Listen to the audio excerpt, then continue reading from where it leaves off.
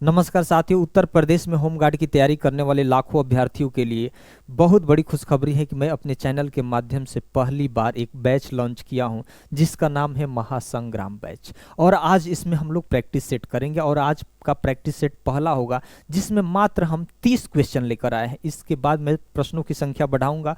आपको पता ही होगा कि इसमें जीएस के प्रश्न पूछे जाएंगे, सामान्य अध्ययन के प्रश्न पूछे जाते हैं और आपके 100 क्वेश्चन पूछे जाएंगे और 2 घंटे का समय होगा। तो आज हम लोग 30 क्वेश्चन करेंगे, उसके बाद प्रश्नों की संख्या बढ़ाएंगे और इसके बाद हम लगातार आपको प्रैक्टिस सेट लाने वाले हैं। और एक और बात मैं बता दूं कि आपकी परीक्षा डेट घोषित हो चुकी है होमगार्ड की। आपका डेट अभी नोटिस आया कुछ देर पहले, मैं उसको अपडेट करूंगा। उससे पहले मुझे लगा कि नहीं, आपको बता देना चाहिए। तो आपकी जो परीक्षाएं हैं 25 अप्रैल 2026, 26 अप्रैल 2026 और 27 अप्रैल 2026, यानी 3 डेट में आपका क्या है, परीक्षाएं प्रस्तावित है। तो साथियों, अब तो एग्जाम का डेट भी घोषित हो चुका है और आप अपनी तैयारी को पूरी तरीके से शुरू कर दीजिए। और इसमें 3 प्रैक्टिस सेट करेंगे और मैंने बताया कि यहाँ से जो प्रश्न पूछे जाएंगे, जैसे आपका हिस्ट्री से प्रश्न होंगे, पॉलिटी से प्रश्न है, ज्योग्राफी से है, इकोनॉमिक्स से है और करेंट अफेयर्स से प्रश्न है। इन सारे को मिक्स प्रश्न में लेकर आया हूँ।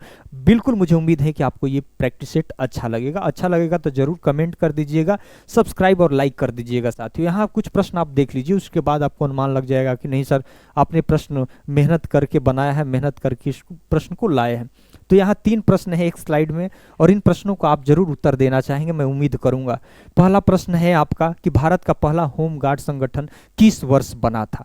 उत्तर जरूर देना चाहेंगे आप। पहला आपका ऑप्शन है 1947, ऑप्शन बी है 1950, ऑप्शन सी है 1946, ऑप्शन डी है 1962। इसमें क्या आप उत्तर देना चाहेंगे? इसमें जो पहला आपका प्रश्न का जो उत्तर होगा, यानी ऑप्शन आपका सी होगा, 1946 में होमगार्ड संगठन बना था। और ये होमगार्ड संगठन बना था उस समय, तो इसका मुख्यालय कहाँ था साथियों? मुंबई में था। अगर अब पूछा जाए कि वर्तमान में होमगार्ड संगठन का राष्ट्रीय मुख्यालय कहाँ है, तो आप अब नई दिल्ली में बताएंगे। ठीक।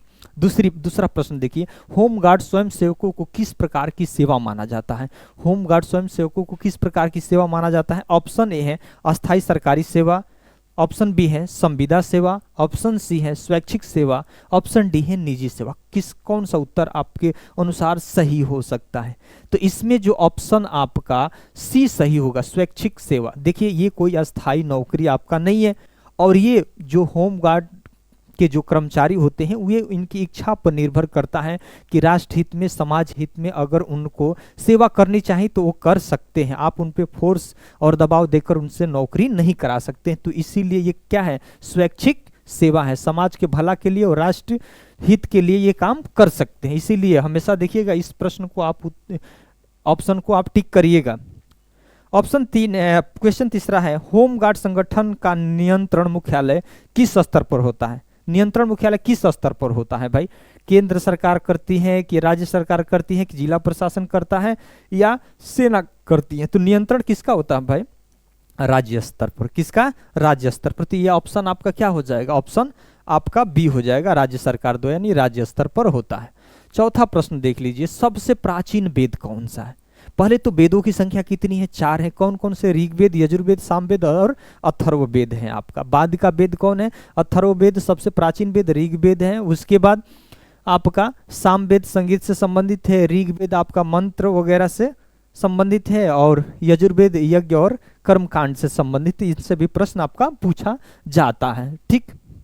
तो सबसे प्राचीन वेद आपका कौन हो जाएगा? आपका ऋग्वेद। आपका सबसे प्राचीन वेद ऋग्वेद हो जाएगा। ऋग्वेद सबसे प्राचीन वेद हो जाएगा, ऋग्वेद। वेद का कई बार अर्थ पूछा जाता है, तो वेद का शाब्दिक अर्थ क्या होता है? ज्ञान होता है। क्या होता है? ज्ञान होता है। दूसरी बात, अगला प्रश्न, होमगार्ड को स्वैच्छिक बल का दर्जा किस अधिनियम से मिला है? बताइए, किस अधिनियम से मिला है?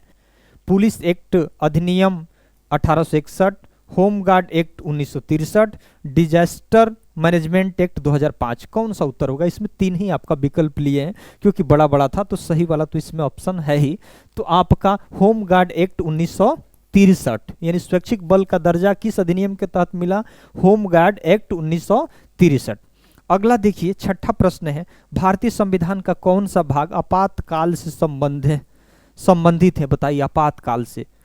तो यहां लिखा है भाग 17, ये है भाग आपका 18, ये है भाग आपका 21 और ये आपका है भाग आपका 20। तो कौन है आपात उपबंध यानी आपातकाल से संबंधित संविधान के कौन से भाग हैं? यहां देखिए, तो आपातकाल उपबंध से आपका 18 देख लीजिए, 18 कौन सा है? 18 आपका ये है, यानी 18 ये सही। आपात उपबंध से आपातकाल का मतलब समझते हैं ना। देश में 3 तरह की आपात होता है, एक राष्ट्रीय आपात, एक क्या होता है वित्तीय आपात, और एक होता है राष्ट्रपति शासन। तो कई बार पूछा जाता है कि राष्ट्रीय आपात संविधान के किस अनुच्छेद में है? अनुच्छेद 352 में है। वित्तीय आपात किस अनुच्छेद में है? 360 में। और राष्ट्रपति शासन किस अनुच्छेद के तहत लगता है? 356 के तहत लगता है। ये नोट कर लीजिएगा, क्योंकि पहला प्रैक्टिस सेट है ना, तो कुछ हो सकता है मैं सारी चीजें बता दूंगा, लेकिन हो सकता है उसको सिस्टमेटिक तरीके से आप समझ ना पाओ, लेकिन मैं तो सारी चीजें बता ही दे रहा हूं। ठीक, पहली बात। और यहाँ पे ये क्या है? 17 है ना, तो 17 में क्या जिक्र है? राजभाषा का जिक्र है। और 18 में क्या है? आपात उपबंध का जिक्र है। आपका 20 में क्या है? आपका 20 में आप लोगों ने देखा कि संविधान संशोधन का जिक्र है। तो कई जो महत्वपूर्ण है जिसको मैं बता दे रहा हूं, जो कि एग्जाम में प्रश्न बन सकता है। ठीक, आपका 6 प्रश्न देख लिए, उसके बाद हम लोग यहाँ 7 प्रश्न देखते हैं, 8 प्रश्न और 9 प्रश्न देख लेते हैं इस स्लाइड में। यहाँ पहला 0 FIR का मुख्य उद्देश्य क्या है? बताओ जी। 0 FIR क्या होता है? जैसे आप लोग जाते हैं FIR करते हैं, कोई भी आपके साथ अगर कोई होनी अनहोनी हो जाता है, किसी से आपका झगड़ा हो जाता है, तो FIR के लिए आप जाते हैं। तो 0 FIR क्या है भाई? पहला ऑप्शन है त्वरित जांच करना, दूसरा ऑप्शन है अपराध को रोकथाम करना, तीसरा ऑप्शन है पीड़ित को त्वरित न्याय, ऑप्शन डी है किसी भी थाने में FIR दर्ज कराना। बताइए इसमें कौन सा सही हो सकता है? इसमें जो आपका सही होगा ऑप्शन डी, यानी किसी भी थाने में FIR को दर्ज कराना, ये 0 FIR का उद्देश्य है। इसका मतलब हो सकता है कि किसी थाने में आपके साथ जो घटना हुई, लेकिन वहां के थानेदार आपका FIR दर्ज नहीं कर रहा है, तो आप किसी भी थाने में FIR दर्ज करा सकते हैं। हो सकता है आपने दिल्ली में आपके साथ कोई घटना हो गई और आपने चाहेंगे तो बलिया में भी आप FIR करा सकते हैं। और वह जहां अगर FIR होगा, अगर बलिया में FIR होगा, तो बलिया का FIR आगे फिर क्या हो जाएगा? ट्रांसफर होकर दिल्ली चला जाएगा, वह विवेचना वगैरह कानूनी प्रक्रिया के लिए चला जाएगा। तो आप 0 FIR का मतलब समझ लीजिएगा कि अपराध कहीं भी हुआ, लेकिन प्रदेश के किसी भी जिले में आप जाकर, किसी भी थाने में आप जाकर वहां पर अपना FIR दर्ज करा सकते हैं। और फिर अब जहां का मामला होगा, पुनः बाद में वह FIR को ट्रांसफर कर दिया जाएगा उस थाने में। इसका मतलब यही हुआ। 8वां प्रश्न है होमगार्ड को किन परिस्थितियों में तैनात किया जाता है? बताओ कौन सी परिस्थिति में तैनात किया जाता है? केवल युद्ध में, ऑप्शन बी है केवल चुनाव में, ऑप्शन सी है आपदा चुनाव कानून व्यवस्था में, और ऑप्शन डी है केवल VIP सुरक्षा में। तो आपको पता ही होगा ऑप्शन क्या हो जाएगा? बी, आपदा चुनाव कानून व्यवस्था को सही सुचारू रूप से चलाने के लिए इनकी तैनाती होती है। अब वहां देख लीजिए, ये प्रश्न देख लीजिए, भारत में आपातकाल के दौरान कौन सा मौलिक अधिकार निलंबित नहीं होते? निलंबित नहीं होते। कई बार प्रश्न पूछा गया है कि मौलिक अधिकार आपको पास कितने हैं? पहले तो ध्यान दीजिएगा, भारतीय मूल संविधान में कुल मौलिक अधिकारों की संख्या 7 थी, लेकिन वर्तमान में कितने हैं? 6 हैं। किसको हटा दिया गया है? संपत्ति के अधिकार को हटा दिया गया है। किस संविधान संशोधन द्वारा? 44वें संविधान संशोधन 1978 में हटा दिया गया है। किस भाग में रखा गया है? भाग आपका 12 में रखा गया है। अनुच्छेद किस में रखा गया है? 300 क में या ए में रखा गया है। ठीक, यहां से ये प्रश्न पूछा जाता है। संपत्ति के अधिकार को वर्तमान में क्या कहा जाता है? कानूनी अधिकार कहा जाता है। लेकिन ये पूछा है, हाँ एक और समझ लीजिए, मौलिक अधिकार संविधान द्वारा कितना मिला है आपको वर्तमान में? कितना? तो 6 अधिकार है। कौन कौन से?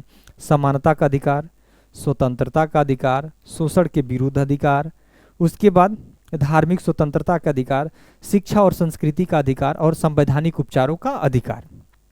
ठीक, यहां से प्रश्न पूछा जाता है। अब ये भी प्रश्न पूछा जाता है कि समानता का अधिकार अनुच्छेद कहां से कहां तक है? तो समानता का अधिकार अनुच्छेद 14 से 18 तक है। स्वतंत्रता का अधिकार अनुच्छेद 19 से 22 तक है। उसके बाद शोषण के विरुद्ध अधिकार अनुच्छेद 23 से 24 तक है। और धार्मिक स्वतंत्रता का अधिकार 25 से 28 तक है। उसके बाद आपका धार्मिक हो गया ना, शिक्षा और संस्कृति का अधिकार 29 से 30 तक हो गया। और संवैधानिक उपचारों का अधिकार अनुच्छेद 32 तक हो गया। कई बार ये भी प्रश्न पूछा जाता है कि संवैधानिक अधिकार यानी अनुच्छेद 32 को, संवैधानिक उपचारों के अधिकार को संविधान की आत्मा किसने कहा? तो डॉक्टर भीमराव अंबेडकर ने कहा। तो मैं इतना प्रश्न बताया ना यार, सारे प्रश्न आप नोट कर लेंगे ना, तो ये बहुत ही महत्वपूर्ण होने वाला है। ठीक, तो अब यहाँ देखिए, भारत में आपातकाल के दौरान कौन से मौलिक अधिकार स्वतः निलंबित नहीं होता। तो अब देख लीजिए, अनुच्छेद कई बार प्रश्न पूछा गया है, तो अनुच्छेद 20 और 21 निलंबित नहीं होता है। 20 और 21। अनुच्छेद 32 क्या है जी, संवैधानिक उपचारों का अधिकार कहा जाता है। अनुच्छेद विचार और अभिव्यक्ति की स्वतंत्रता की बात करता है। अनुच्छेद 14 क्या कहता है, समानता की बात करता है, यानी कानून के सामने सब लोग क्या हैं, बराबर हैं, ठीक। और यहाँ देख लीजिए 20 और 21 क्या है भाई, 20 क्या है, अपराधों से संरक्षण की बात करता है। इसका मतलब कहा गया कि कोई किसी से अपराध हो गया, किसी से वर्तमान में अपराध हो गया, तो जो वर्तमान में कानून देश की चल रही होगी उसी के अनुसार उसको क्या दिया जाएगा, सजा दिया जाएगा। ये नहीं कि नया कानून बनाकर उसको सजा नहीं दिया जाएगा। अगर हो सकता है किसी ने ये अपराध किया है व्यक्ति, और वर्तमान में जो कानून है उसकी सजा है 3 साल, अब उसको नया कानून बनाकर उसकी सजा 20 साल नहीं किया जा सकता है। या एक अपराध के लिए एक ही बार उसको सजा मिलेगी, एक अपराध के लिए डबल टेबल 12 सजा नहीं मिल सकती है, एक अपराध के लिए एक बार। और 21 क्या है भाई, जीवन और व्यक्तिगत स्वतंत्रता की बात करता है। और इन सारे महत्वपूर्ण प्रश्नों को हम लोग तो देख ही लिए, विकल्पों को, ठीक। अब देखिए 9, 10 नंबर आप प्रश्न देख लीजिए। भारत की पहली सेमीकंडक्टर फैब यूनिट किस राज्य में स्थापित हो रही है। ये करंट अफेयर्स के प्रश्न पूछे जा सकते हैं भाई। सेमीकंडक्टर फैब यूनिट, ये जो चिप बनाने वाली है जी, चिप के मामले में भारत क्या है, आत्मनिर्भर बनने की तरफ अग्रसर हो रहा है। कि जैसे ऑटोमोबाइल्स हुआ, कंप्यूटर हुआ, मोबाइल में जो चिप लगता है ना, तो कहाँ इसकी यूनिट बैठ रही है। तो ये ऑप्शन है आपका ए गुजरात, ऑप्शन बी है उड़ीसा, ऑप्शन सी उत्तर प्रदेश और डी कर्नाटक। इसमें आपका ऑप्शन हो जाएगा आपका ए गुजरात। अगला प्रश्न है 11 नंबर, भारतीय संविधान में समवर्ती सूची की अवधारणा किस देश से ली गई है। समवर्ती सूची, तो आपका ऑप्शन है ए अमेरिका, ऑप्शन बी है कनाडा, ऑप्शन सी है ऑस्ट्रेलिया, ऑप्शन डी है आपका आयरलैंड। तो समवर्ती सूची कहाँ से ली गई है ये बताइए। समवर्ती सूची आपका ली गई है ऑस्ट्रेलिया से। क्या है, ऑस्ट्रेलिया, यानी ऑप्शन आपका सी सही हो जाएगा। और यहाँ ध्यान दीजिएगा, कई बार प्रश्न पूछा जाता है, सूची एक संघ सूची होती है, एक राज्य सूची होती है और एक समवर्ती सूची होती है। तो कई बार ये प्रश्न पूछा जाता है कि समवर्ती सूची में कुल कितने विषय हैं, तो आपका 52 विषय है। राज्य सूची में कितने विषय हैं, 61 विषय हैं। और उसके बाद आपके संघ सूची में कितने विषय हैं, 97 आपके विषय होते हैं, ठीक है। और एक और यहाँ से क्या प्रश्न पूछा जाता है कि हाँ, जैसे राज्य सूची में राज्य सरकार कानून बनाती है, राज्य सूची के जो भी विषय होंगे उस पर राज्य सरकार कानून बनाएगी। उसके बाद संघ सूची वाले विषय पर केंद्र सरकार बनाएगी, और समवर्ती सूची पर दोनों मिलकर क्या करेंगी, कानून बनाएंगी, ठीक। यहाँ से प्रश्न पूछा जाता है। अमेरिका से क्या लिया गया है भाई, मौलिक अधिकार लिया गया है अमेरिका से। कनाडा से संघीय ढांचा लिया गया है, और आयरलैंड से क्या लिया गया है, राज्य के नीति निर्देशक सिद्धांत लिया गया है, ठीक। ऑप्शन 12 देखिए, संविधान की 8वीं अनुसूची किससे संबंधित है, बताइए। ऑप्शन ए है राज्य, ऑप्शन बी है भाषाएं, ऑप्शन सी है अधिकार, ऑप्शन डी है आपका कर। तो 8वीं अनुसूची किससे संबंधित है, कई बार प्रश्न पूछा जाता है भाषाएं से। पहले देखिए, जब हमारा संविधान लागू हुआ था तो कितनी मूल भाषाएं थी, 14 भाषाएं थी। लेकिन अब वर्तमान में कितनी कुल भाषाएं हैं, 22 भाषाएं हैं। कितनी, 22 भाषाएं हैं। तो 14 थी, तो 15वीं भाषा कौन जुड़ी, सिंधी जुड़ी थी। 21वें संविधान संशोधन 1967 में संविधान में संशोधन हो गया, 21वें, तो सिंधी जोड़ गई। तो 14 के बाद कितना हो गया, 15 हो गया। 15 के बाद फिर 3 भाषाएं जुड़ी, कौन जुड़ी, कोंकणी मणिपुरी और नेपाली। कोंकणी मणिपुरी और नेपाली जुड़ी। और किस संविधान संशोधन, 71वें संविधान संशोधन में जुड़ी 1992 में। 71वें संविधान संशोधन 1992 में 3 जुड़ी। तो 15 3 18 हो गया ना। 18 के बाद फिर 2003 में 92वें संविधान संशोधन, 2003 में फिर संशोधन हुआ, 4 फिर भाषाओं को 8वीं अनुसूची में शामिल किया गया। कौन कौन, बोडो, डोंगरी, संथाली और मैथिली को जोड़ दिया गया, यानी टोटल 22 भाषाएं हो गई ना। तो यहाँ से भी आपके प्रश्न पूछे जाते हैं 12। उसके बाद आप 13 देख लीजिए, भारत का राष्ट्र ध्वज किसने डिजाइन किया था, बताइए जी। ये महात्मा गांधी, पिंगली वकैया, जवाहरलाल नेहरू और राजेंद्र प्रसाद। किसने, आपको तो ये प्रश्न पता ही होगा, तो आपका है पिंगली वकैया ने, ठीक। पिंगली वकैया आपकी क्या हो जाएगा, ऑप्शन आपका बी हो गया। और यहाँ से एक जो प्रश्न पूछा जाता है, राष्ट्र ध्वज को कब स्वीकार किया गया, 22 जुलाई 1947 को। कई बार प्रश्न पूछा जाता है, 22 जुलाई 1947 को स्वीकार किया गया था, ठीक। अगला प्रश्न देखिए, भारत का राष्ट्रगान किसने लिखा है भाई, राष्ट्रगान रविंद्रनाथ टैगोर ने। आपने जनगण मनगढ़ सुना होगा, तो किसने लिखा, रविंद्रनाथ टैगोर ने लिखा था। उसके बाद वंदे मातरम आपको पता ही होगा, वंदे मातरम कौन है? ऑप्शन ए है रविंद्रनाथ टैगोर, ऑप्शन बी है जयशंकर प्रसाद, ऑप्शन सी है बंकिम चंद्र चट्टोपाध्याय, ऑप्शन डी है सुभद्रा कुमारी चौहान। तो ये आपका है बंकिम चंद्र चट्टोपाध्याय।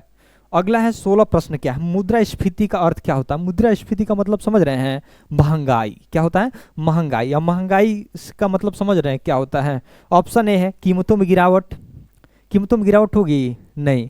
अब 10 रुपया का प्याज है 8 रुपया अगर हो गया तो कीमत में गिरावट नहीं हुआ ना। कीमत में गिरावट ना हुआ तो उसको तो मुद्रास्फीति नहीं ना कहेंगे, क्योंकि यहाँ तो महंगाई को हमने बताया। कीमतों में स्थिरता नहीं, कीमतों में क्या है? निरंतर वृद्धि। और कीमत अगर कोई 10 रुपया की चीज़ है अगर 15 रुपया में मिल गई तो इसको क्या बोलेंगे कि भाई महंगी हो गई। तो मुद्रास्फीति का अर्थ क्या होता है भाई? कीमतों में निरंतर वृद्धि। ठीक, अगला देख लीजिए। अर्थशास्त्र का जनक किसे कहा जाता है? मार्शल, एडम स्मिथ, रिकार्डो किन्स। एडम स्मिथ नहीं होगा, एडम स्मिथ यहाँ एक अलग से जुड़ गए हैं भाई साहब, इनको हटा दीजिए, ये नहीं है। ठीक, पहला option Marshall, B Adam Smith, तीसरा रिकार्डो और किन्स है। अर्थशास्त्र के जनक किसे कहा जाता है? एडम स्मिथ को कहा जाता है। अर्थशास्त्र के जनक एडम स्मिथ को कहा जाता है। ठीक है, अब देखिए वेल्थ ऑफ नेशन पुस्तक किसने लिखा था? एडम स्मिथ ने 1776 में वेल्थ ऑफ नेशन पुस्तक लिखी। कई बार ये सब प्रश्न पूछे गए हैं भाई, आप इसको हल्के में नहीं लेना है, नहीं तो आपकी थोड़ी सी लापरवाही आपको मेरिट से बाहर कर सकती है। ठीक है, उसके बाद कर्क रेखा भारत के कितने राज्यों से होकर गुजरती है? आप बता दीजिए। आपका ऑप्शन है 6, 7 और 8, ऑप्शन डी आपका 9। कितने कर्क रेखा भारत के कितने राज्यों से होकर गुजरती हैं? तो भारत के 8 राज्यों से होकर गुजरती हैं। अगर आपको याद हो जाएगा ना, कि आपको एक और चीज ट्रिक बता दूं, जैसे आप लोग भी जानते होंगे, मित्र पर गमछा झार, इससे आप याद रखेंगे।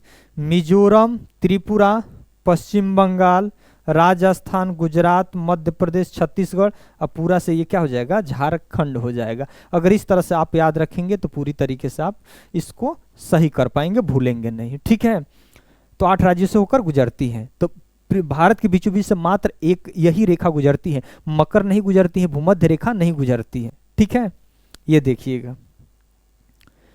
उसके बाद भारत में सबसे बड़ा राज्य क्षेत्रफल के अनुसार कौन सा है? बताइए, भारत का सबसे बड़ा राज्य कौन है क्षेत्रफल की दृष्टि से? सबसे बड़ा तो आपको पता है कौन है भाई? पहला ऑप्शन है उत्तर प्रदेश, ऑप्शन बी है मध्य प्रदेश, ऑप्शन सी है महाराष्ट्र, ऑप्शन डी है राजस्थान। तो क्षेत्रफल की दृष्टि से सबसे बड़ा राज्य आपका कौन सा है? राजस्थान है। तो राजस्थान के बाद कौन है भाई? मध्य प्रदेश है। मध्य प्रदेश के बाद कौन सा है भाई? तो राजस्थान के बाद मध्य प्रदेश, और मध्य प्रदेश के बाद महाराष्ट्र होगा। ठीक है, उसके बाद अब जनसंख्या के मामले में दिया है कि नहीं? जनसंख्या के मामले में सबसे बड़ा राज्य कौन है आपका? बताइए। उत्तर प्रदेश है। ठीक है, उत्तर प्रदेश है, उसके बाद महाराष्ट्र है। उत्तर प्रदेश के बाद महाराष्ट्र है, तो 2 याद रख लीजिए। ठीक, अगला प्रश्न है पृथ्वी का सबसे बड़ा महाद्वीप कौन सा है? बताइए, महाद्वीप कौन है आपका? पृथ्वी का सबसे बड़ा जिसमें हम लोग रहते हैं एशिया महाद्वीप है। क्या है? और सबसे छोटा महाद्वीप कौन है आपका? ऑस्ट्रेलिया महाद्वीप है। एक और यहाँ से प्रश्न पूछा जाता है कि क्षेत्रफल की दृष्टि से सबसे छोटा राज्य अगर पूछा जाए तो क्या बताएंगे? गोवा बता दीजिएगा। जनसंख्या की दृष्टि से सबसे बड़ा राज्य उत्तर प्रदेश बता दीजिएगा। जनसंख्या की दृष्टि से सबसे छोटा आपका अगर पूछा जाएगा कि आपका राज्य पूछा जाएगा तो आप सिक्किम बता देंगे। ठीक, भारत की सबसे लंबी तटीय रेखा वाला राज्य कौन सा है भाई? तो संबी गुजरात का है, 1600 किलोमीटर के आसपास। कितना जी? 1600 किलोमीटर के आसपास तटीय राज्य है। ठीक, और सबसे कम किसका होगा? जो क्षेत्रफल की दृष्टि से सबसे छोटा होगा वह है गोवा। गोवा का सबसे छोटा और गुजरात का सबसे बड़ा। ऑप्शन थे भूमध्य रेखा किसे 2 बराबर भागों में बांटती है? तो पृथ्वी जो है ना, ये पृथ्वी है और पृथ्वी के बीचों बीच से एक रेखा गुजरती है जिसका नाम है 0 डिग्री। मतलब क्या नाम है? 0 डिग्री। इसी को क्या बोलते हैं? भूमध्य रेखा। तो किसको भाई काटती है? तो पृथ्वी को 2 बराबर भागों में काटती है, इसलिए ऑप्शन क्या हो जाएगा? ए हो जाएगा। इसके ऊपर जस्ट एक रेखा गुजरती है और इसके नीचे जस्ट रेखा गुजरती है, यानी भूमध्य रेखा 0 डिग्री पे है। पृथ्वी के 2 बराबर भागों में बांटती है, एक उत्तरी गोलार्ध और एक दक्षिणी गोलार्ध हो जाता है। और भूमध्य रेखा के उत्तर में आपका कर्क रेखा गुजरती है 23.5 डिग्री नॉर्थ में। उसके बाद भूमध्य रेखा के जस्ट नीचे 23.5 डिग्री दक्षिण में आपका मकर रेखा गुजरती है। तो ये महत्वपूर्ण रेखाएं हैं, काल्पनिक रेखाएं हैं। ठीक, अगला प्रश्न देखिए, पानीपत का युद्ध। पानीपत का पहला युद्ध कब लड़ा गया था? 3 युद्ध कम से कम आपको याद रखना है। पानीपत का प्रथम युद्ध, द्वितीय और तृतीय। पानीपत का प्रथम कब हुआ? 1526 में, द्वितीय 1556 में और तृतीय और 1561 में। 3 हुआ। लेकिन प्रश्न पूछा है पानीपत का पहला युद्ध कब हुआ? 1526 में हुआ। और ये किसके बीच हुआ था पता है ना? इब्राहिम लोदी और बाबर के बीच। इसमें बाबर क्या हो गया? विजयी हो गया था। ठीक। अब यहां देखिए अगला प्रश्न, अशोक ने किस वर्ष के बाद अहिंसा का मार्ग अपनाया? भाई बहुत रक्तपात किया, बहुत लोगों की जाने गई, छोटे बच्चे, महिलाएं, बूढ़ बुजुर्ग सब लोग मारे गए थे। उसके बाद अशोक का क्या हो गया? हृदय परिवर्तन हो गया कि हिंसा के मार्ग पे चलना नहीं है, सत्य और अहिंसा के मार्ग पे चलने की बात किया। तो किस युद्ध के बाद? कलिंग युद्ध। कब हुई थी? 261 बीसी यानी बिफोर क्राइस्ट, यानी इस बीसी मतलब ईसा पूर्व जिसको बोलते हैं। उसके बाद वह क्या हो गया? अहिंसा के मार्ग पर चलना शुरू कर दिया। 26 प्रश्न है, सिंधु घाटी सभ्यता का सबसे बड़ा नगर कौन सा है बताइए? मोहनजोदड़ो, हड़प्पा, लोथल और आपका कालीबंगा। तो कौन है इसमें? आपका ऑप्शन हो जाएगा। इसमें सिंधु घाटी सभ्यता का सबसे बड़ा अगर नगर पूछा जाए तो इसमें आपका हो जाएगा मोहनजोदड़ो। क्या हो जाएगा? मोहनजोदड़ो। और सिंधु घाटी सभ्यता को ही क्या कहा जाता है? आपका हड़प्पा सभ्यता कहा जाता है। लेकिन सबसे पहले खुदाई किसकी हुई थी? हड़प्पा सभ्यता की। और लोथल आपका क्या है? गुजरात में है। और कालीबंगा कहाँ है? आपका राजस्थान में है। तो कई बार यहाँ से प्रश्न पूछा जाता है। ठीक। ऑप्शन 27 है, होमगार्ड किस मंत्रालय के अंतर्गत कार्य करता है? होमगार्ड किस मंत्रालय के काम करता है भाई? कानून व्यवस्था, शांति व्यवस्था बनाए रखना है तो कौन सा मंत्रालय सबसे महत्वपूर्ण होता है? तो आपको पता ही होगा, पहला रक्षा मंत्रालय, दूसरा गृह मंत्रालय, तीसरा श्रम मंत्रालय और चौथा है आपदा मंत्रालय। तो आप कौन सा लगाएंगे? आप सोचेंगे भाई रक्षा करता है तो रक्षा मंत्रालय लगा देंगे, तो गलत हो जाएगा। कौन सा मंत्रालय होगा? गृह मंत्रालय आपका सही होगा। ठीक। और उसके बाद यहां देखिए आपका 28 नंबर का प्रश्न है, 28 नंबर है, होमगार्ड किसके साथ मिलकर कानून व्यवस्था बनाने में सहायता करता है? भाई होमगार्ड किसके साथ काम करता है? आप देख ही रहे हैं, रोज किसी न किसी चट्टी में, किसी न बैंक ऑफिस किसी में जाएंगे तो किसके साथ काम करेगा? सेना के साथ नहीं, पुलिस, सीबीआई और न्यायालय। तो पुलिस के साथ काम करता है, इसलिए ऑप्शन आपका क्या हो जाएगा? बी हो जाएगा। होमगार्ड का मुख्य उद्देश्य क्या होता है? होमगार्ड का मुख्य उद्देश्य क्या होता है आपका? युद्ध लड़ना, ऑप्शन ए। ऑप्शन बी है पुलिस की सहायता करना। ऑप्शन सी है कर वसूली, प्रशासन चलाना। तो इसमें क्या होता है? पुलिस का सहायता करना, इसलिए ऑप्शन आपका क्या हो जाएगा? बी सही हो जाएगा। तीसरा प्रश्न है, वर्तमान में नागरिक सुरक्षा और होमगार्ड किस आपदा में प्रमुख भूमिका निभाते हैं? किस आपदा में प्रमुख भूमिका निभाते हैं? यानी भारत में नागरिक सुरक्षा और होमगार्ड किस आपदा में प्रमुख भूमिका निभाते हैं? चुनाव में, जनगणना में, आपदा प्रबंधन में और खेल आयोजन में। तो इसलिए आपका ऑप्शन हो जाएगा इसका ऑप्शन सी, आपदा प्रबंधन में। एक प्रश्न पे इसमें डाउट लग रहा है मुझे, बहुत पहले याद था, क्या मैं सही हूं ना? यहाँ पे इसको हम अभी देख लेते हैं, या आप लोग देख के जरूर कमेंट कर दीजिएगा, अन्यथा मत लीजिएगा, क्योंकि मुझे कई बार ये प्रश्न याद था कि सिंधु घाटी सभ्यता का सबसे बड़ा नगर कौन सा? मोहनजोदड़ो, हड़प्पा, लोथल, गुजरात। इसमें तो पता है हड़प्पा को ही सिंधु घाटी सभ्यता कहते हैं या कांस्ययुगीन सभ्यता कहते हैं, इसमें कोई शक नहीं है। और मोहनजोदड़ो सबसे बड़ा है स्थल है, ऑप्शन ये होगा। अगर आपको लगेगा कहीं सर्च कर लीजिएगा, अगर लगेगा तो जरूर कमेंट कर दीजिएगा सर आपने गलत बताया है। और ये प्रश्न कैसा लगा साथियों? जरूर पहला बार यार, अभी तो चैनल पे शुरुआत की है, मेहनत अभी तो कर रहे हैं, बहुत लोगों को आप सपोर्ट करते हैं, एक बार हमें भी थोड़ा सा आप इसको प्रैक्टिस सेट को हम शुरू करेंगे, लगातार शुरू करेंगे। अभी 30 लाए हैं, अगले दिन और इसको प्रश्न को बढ़ाएंगे। और आपको लग रहा होगा कि कुछ अन्य से बेहतर कुछ प्रश्न आपको मिल रहा है और मेरे पास कुछ है नॉलेज जो मैं आपको दे रहा हूं, तो अच्छा लगेगा तो जरूर कमेंट कर दीजिएगा, सब्सक्राइब कर दीजिएगा, लाइक कर दीजिएगा। धन्यवाद।